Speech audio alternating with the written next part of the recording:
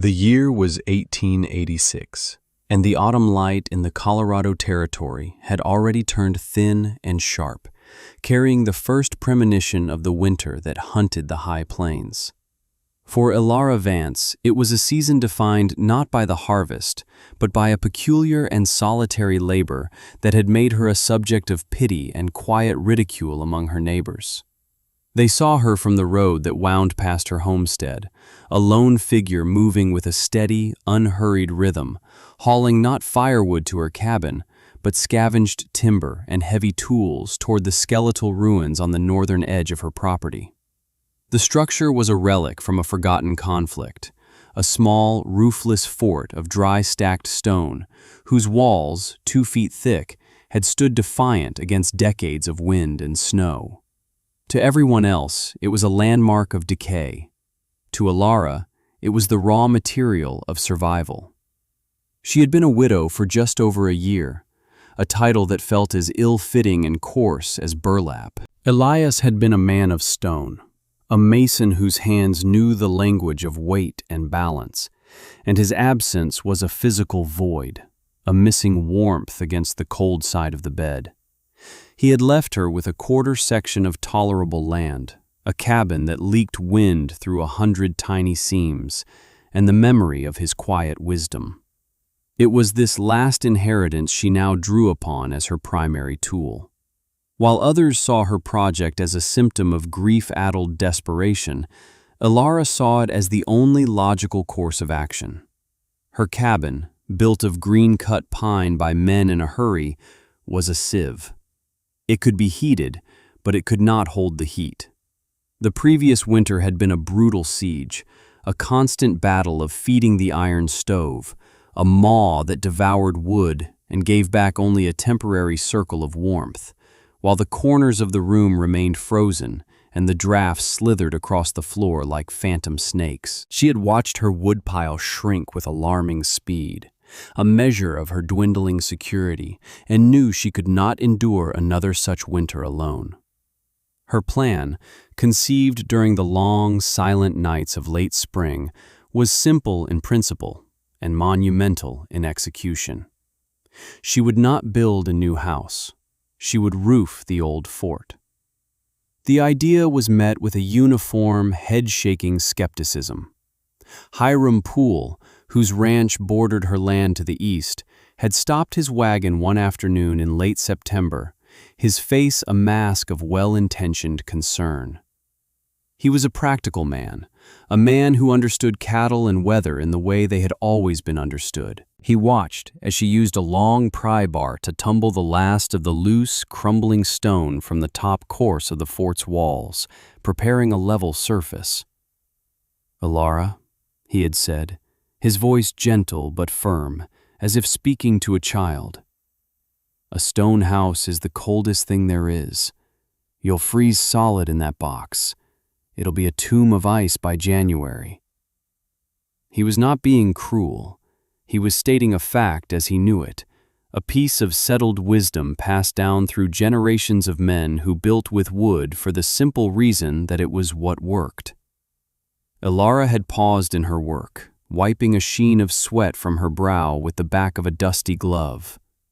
She looked at the thick, gray walls, at the way the lichen grew in intricate patterns across their weathered faces. She tried to explain. "It is not the stone that is cold, Hiram," she had answered, her voice even. "It is what you put into it. A stone wall is like a vessel. It will hold the cold of the night, yes, but it will also hold the heat of the sun or of a fire. The trick is to give it warmth and then not let the wind steal it away." She spoke of thermal mass, a term Elias had used, of the slow, steady release of stored energy. Hiram had stared at her, his expression shifting from concern to polite confusion.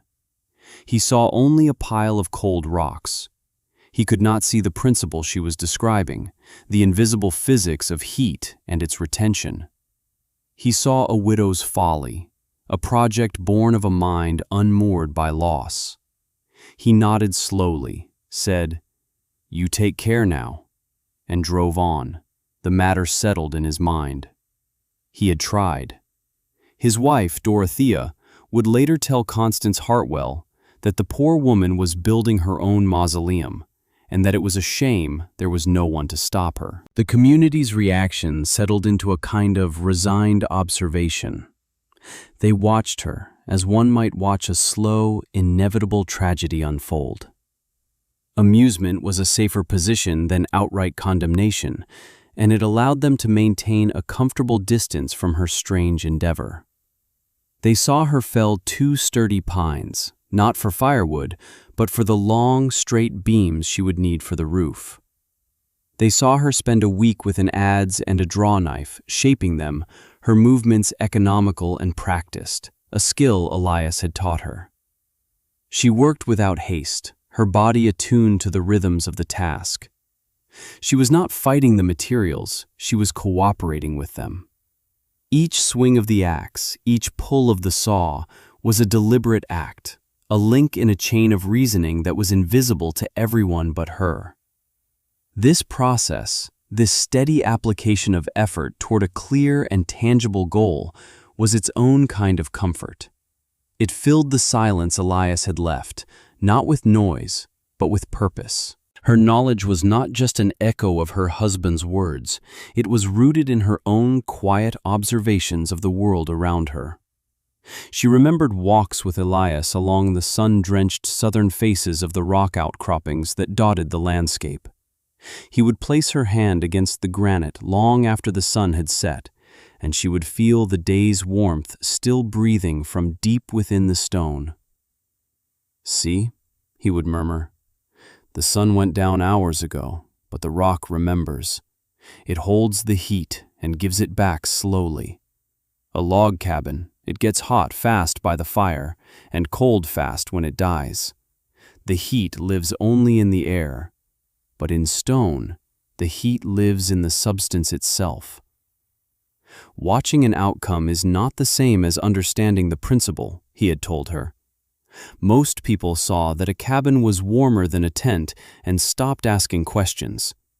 But Elias had always asked why. He understood that the thick stone walls of the old fort were not a liability. They were a battery, waiting to be charged.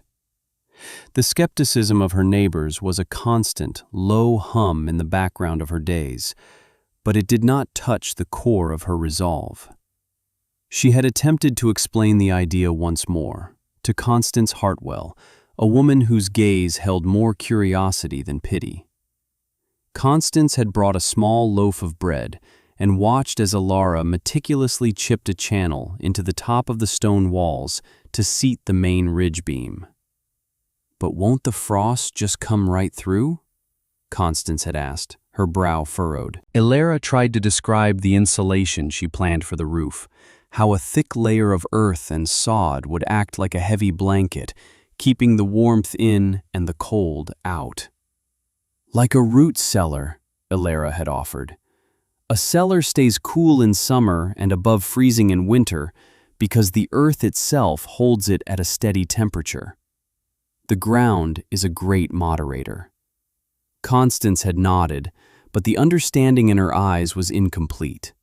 She understood the cellar analogy, but she could not bridge the gap to imagining it as a warm and livable space. The concept was too far removed from the familiar reality of the drafty wooden boxes they all called home. By mid-October, the heavy work of the roof structure was complete. Using a gin pole and a block and tackle Elias had left in the barn, a system of mechanical advantage he had insisted on teaching her, she had painstakingly hoisted the massive timbers into place. It was slow, arduous work, a chess match of leverage and patience. She would set the ropes, haul until the beam lifted a few precious inches, secure it, and then reset the entire apparatus for the next pull. Days were spent moving a single beam into its final resting place. Her muscles ached with a deep, satisfying fatigue. This physical exertion was a balm, a clear and honest transaction with the physical world. There was no ambiguity in a heavy log that needed moving, no room for doubt in the tautness of a rope holding 1,000 pounds of weight. It was a world of knowable forces and predictable outcomes, a welcome respite from the unpredictable currents of grief and the opinions of others. Once the main beams and the secondary rafters were secured, she began laying down a rough plank deck, using wood salvaged from a collapsed shed. The planks were weathered and of uneven thickness, but they were strong enough to bear the immense weight that was to come. Then began the most peculiar phase of the construction, the part that truly cemented her reputation as an eccentric. She hitched her old mule to a plow and began to systematically slice up the thick prairie sod from a section of her pasture. She cut the sod into manageable squares, each one a dense mat of grass and roots, holding a heavy load of dark, rich earth. For 2 weeks, from dawn until dusk, she hauled these earthen bricks in a wheelbarrow up a long ramp she had built against the side of the fort, and began to lay them on the roof. She laid the first coarse grass side down, creating a tangled, fibrous layer that would bind together and prevent the soil from filtering through the cracks in the planking. Then, course after course, she built up the roof, packing the sod tightly, staggering the seams like a stonemason would stagger bricks. Her movements were methodical, repetitive. She was not merely piling dirt on her roof. She was engineering an insulating membrane. The dark soil, rich with organic matter, would hold moisture and provide an excellent barrier against the cold. The thick mat of grass roots would prevent erosion from wind and rain. She was building a living roof, a blanket of earth that would shield her from the sky. The sheer weight of it, she knew, would also help to seal any small gaps in the planking and press the entire structure together into a solid, unbreachable whole. As the earthen roof grew thicker, reaching a final depth of nearly 2 feet at the center and tapering slightly toward the edges, the character of the space within the fort began to change. The quality of the light, filtering in through the single south-facing window opening she had framed, grew softer, more subdued. The acoustics shifted dramatically. The sharp, echoing emptiness of the stone box was replaced by a profound, muffled quiet. The wind, which always seemed to be scouring the plains, could gust and moan outside, but within the walls there was only a deep, resonant stillness. It was the quiet of a cave, the silence of being held within the earth itself. She felt the change in her bones, a sense of deep and unshakable shelter that her flimsy wooden cabin had never offered. Her final tasks were to fit the door and window. She had scavenged a heavy, solid wood door from the same collapsed structure as the roof planks. She spent 3 days refitting it, adding thick strips of felted wool around the edges to create a tight seal. The window was her one small luxury, a single 6-pane sash she had bought in town. She set it deep into the southern wall, where it would catch the low arc of the winter sun. Elias had always said that in winter, a south-facing window was not a source of heat loss, but a source of heat gain. It was a passive engine, a portal that would invite the sun's warmth in and allow the thick stone walls to drink it up. With the door hung and the window glazed and sealed, the structure was complete. From the outside, it looked less like a building and more like a natural feature of the landscape, a low, grass-covered mound from which 4 gray stone walls emerged. She moved her essential supplies from the cabin to the fort in the first week of November. Sacks of flour and beans, barrels of salted pork, her small collection of books, her sewing basket, and the simple wooden bed Elias had built for them. The cabin felt cavernous and frail by comparison, its thin walls seeming to tremble in the slightest breeze. Inside the fort, the air was still and held a faint earthy smell from the sod roof. The temperature within was already noticeably different from the outside. It was cool, but not cold. It was the steady, neutral temperature of a cellar, a baseline from which she would now begin to build warmth. She laid a fire in the stone hearth, a deep and well-designed fireplace built into the northern wall, its chimney expertly woven into the stonework. She did not build a roaring blaze. Instead, she started a small, slow fire of seasoned oak, a fire designed not for immediate radiant heat, but for the steady production of hot coals. Her goal was not to heat the air in the room, but to heat the stones of the hearth and the massive wall behind it. The first true test came sooner than anyone expected. A storm, born in the far north, swept down across the plains with a terrifying ferocity. The sky turned a bruised slate gray, and the wind began to howl, a rising, keening sound that signaled the arrival of the blizzard. Her neighbors rushed to secure their livestock and double-check the chinking on their cabins. They piled wood high beside their stoves, bracing for a long and bitter siege. In their homes, the wind was a malevolent, physical presence. It shrieked at the corners of the buildings, rattled the window panes, and forced its icy fingers through every crack and crevice. The constant, high-pitched whine was a sound that wore on the nerves, a reminder of the fragile barrier between life and the lethal cold outside. Inside Ilara's stone house, there was only silence. The 2-foot-thick walls and the heavy blanket of sod on the roof absorbed the storm's fury completely. The shrieking of the wind was gone, replaced by a low, almost imperceptible hum, the sound of a distant ocean. There were no drafts. The air remained perfectly still, unstirred by the gale that raged just inches away. She tended her small fire, adding a log every few hours. The great stone mass of the hearth and the northern wall had been slowly drinking the warmth for days, and now they had begun to radiate it back into the room. It was not the scorching, dry heat of an iron stove, but a gentle, pervasive warmth, an ambient comfort that filled the entire space. It was a warmth you could feel on your skin, but also a warmth you could feel in the stillness of the air. This was the period of faith in the process, the time when her theory met its crucible. There was nothing more she could do but wait and tend the system she had created. She sat in her rocking chair, the firelight flickering on the pages of her book, and listened to the profound quiet. Outside, the world was being scoured by wind and buried in snow. Inside, her world was calm, stable, and secure.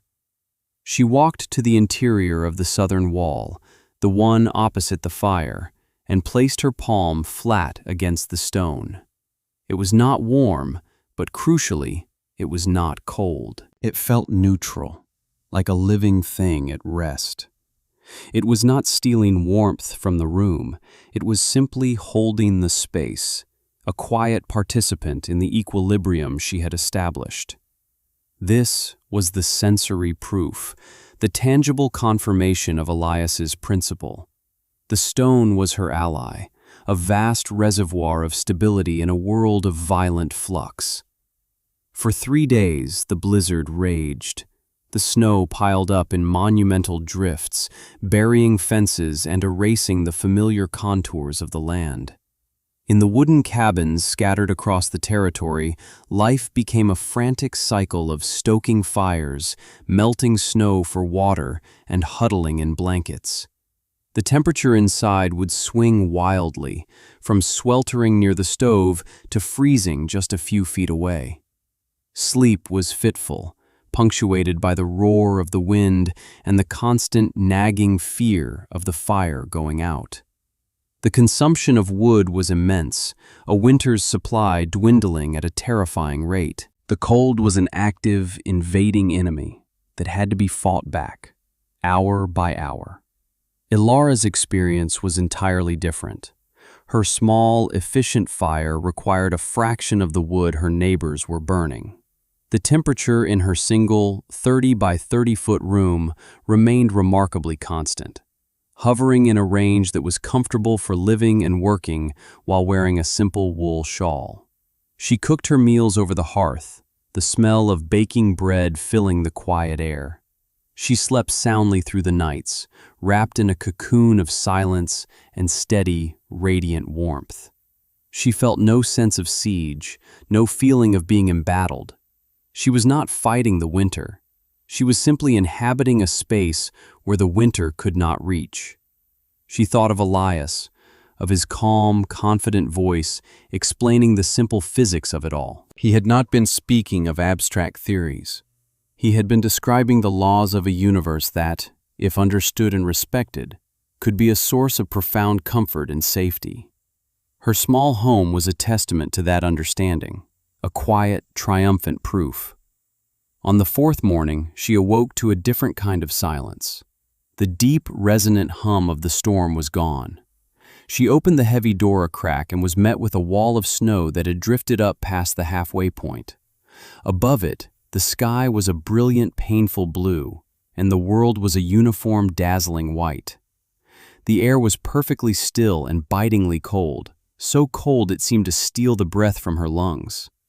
She spent the better part of the morning digging a narrow channel out from her door, the crisp, squeaking sound of her shovel on the dry snow the only noise in the vast stillness. When she finally emerged from the trench, the sheer scale of the snowfall was breathtaking. The landscape had been utterly transformed, smoothed and simplified into a rolling expanse of white. Her old cabin looked half-buried, a fragile, man-made object overwhelmed by the power of the elements. 2 days later, a figure appeared on the horizon, moving slowly on snowshoes. It was Hiram Poole. His face, chapped and grim, was etched with worry. He had made his way first to her cabin, had found it cold, empty, and drifted in with snow. For a terrifying hour, he had believed the community's whispered fears had come to pass. He had imagined finding her frozen, a victim of her own stubborn folly. He had circled the property, calling her name, his voice swallowed by the immense, snowy silence. It was only by chance that he saw the thin, almost invisible wisp of smoke rising from the chimney that poked out of the grass-covered mound he had dismissed as her tomb. He had followed her shoveled path to the door, his heart pounding with a mixture of dread and disbelief. He knocked, his fist making a dull, solid thud on the heavy wood. When Alara opened the door, the first thing that struck him was not the sight of her, safe and unharmed, but the feeling of the air that flowed out from the interior. It was not a blast of heat, but a calm, stable air, devoid of the biting, aggressive cold of the outside world. He stood there, speechless, for a long moment. Alara simply looked at him, her expression calm, and stepped back to let him in. He moved past her into the room, his eyes wide, trying to process the scene. The small, steady fire in the hearth, the profound quiet, the palpable absence of drafts. He took off a mitten and reached out, tentatively, to touch the surface of the stone wall, the very wall he had been so certain would be slick with frost. His fingers met a surface that was cool, but not cold. It felt solid, ancient, and utterly indifferent to the fury of the storm that had just passed. He turned his gaze from the wall to Alara, who was watching him with a quiet, knowing patience. There was no hint of triumph in her eyes, only a simple, grounded certainty. He was a man of few words, a man who valued practical results over fancy theories. And the result was undeniable. He was standing in a warm, comfortable room in the dead of winter, a room that by all the known rules of his world should have been an icebox. He drew a deep breath, the stable air filling his lungs.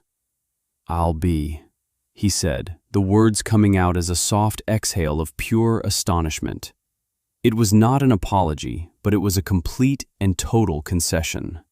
It was the plain-spoken admission of a man who had just witnessed the impossible made real. He stayed for an hour, drinking the hot coffee she offered him, asking quiet, halting questions.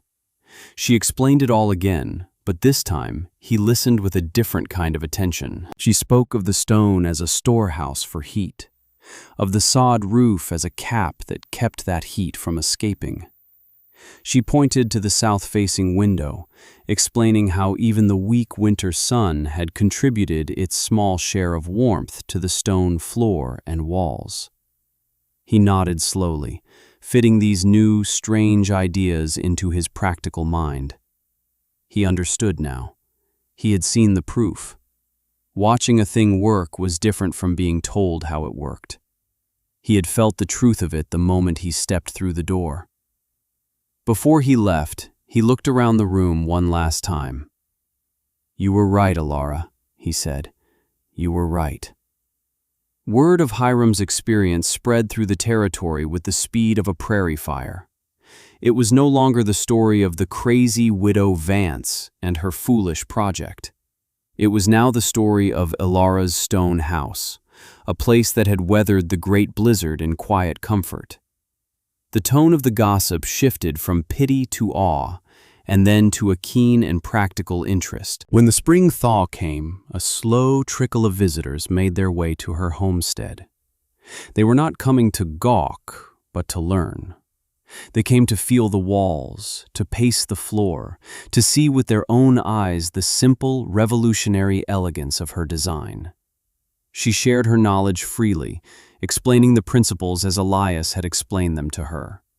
She spoke not of magic, but of mass and insulation, of sun and shadow, of working with the forces of nature instead of fighting against them. The following autumn, 2 more families in the district began their own projects, adapting Alara's methods to their own needs. One man, whose property was littered with fieldstone, began constructing a new home with walls even thicker than Alara's. Another family decided not to build anew, but to heavily insulate the roof of their existing cabin with a thick layer of sod and earth, a direct application of her most visible innovation. The knowledge began to propagate, to become a new part of the local wisdom. The idea that stone could be warm, once a heresy, was now a proven and accepted fact. Alara, the quiet widow, had become an unlikely source of authority, a respected innovator whose foresight had been validated by the harshest judge of all, a Colorado winter. The stone house stood for generations. Alara lived out her days there in peace and security, never again feeling the dread of a dwindling woodpile or the biting chill of a winter draft. Her children grew up within its walls, and their children played on its living roof in the summertime. The structure became a beloved landmark, a testament to a woman who, faced with hardship, had chosen not to despair but to think. She had listened to the quiet wisdom of the natural world, honored the memory of the man she had loved, and trusted in the power of a principle. She had endured the skepticism of her community not with defiance, but with the quiet, unshakable confidence of someone who is building on a foundation of truth. And in doing so, she had provided more than just a shelter for herself. She had given her entire community a new and lasting understanding of what it meant to build a home.